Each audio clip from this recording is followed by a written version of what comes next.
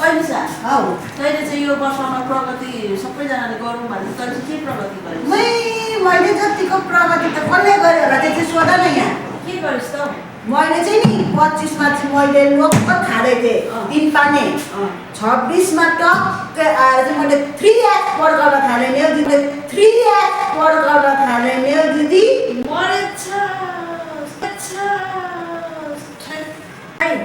यसपालि 2026 मा हामीले एक एकवटा प्रगति गरौँ भनेर इच्छा सोच्छ होइन? तिमीले के सोचेको छौ?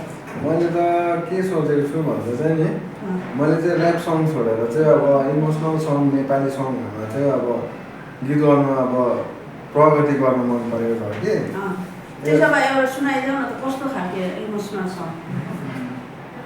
के सोचे थिए जिन्दगीमा के भयो आज। ला हौ दिदी किन रुनु भएको?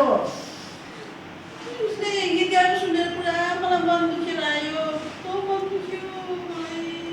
अनि आफै भनेको थिएन 2026 मा त केही न केही प्रगति गर्नुपर्छ, यसो गर्नुपर्छ त्यसो होइन। उसले त्यस्तो ऱ्याप सङ छोडेर कति राम्रो आफ्नो हृदयलाई छुने गीत गाउँदा पनि आफै हुन्छ यो दिपेश भाइ प्रगति होइन विकृति भएछ। दिदी लिएर खत्तमै भयो। खत्तम प्रगति होइन विकृति भएछ। खत्तमै भयो। खत्तम बर्बाद भएछ बर्बाद।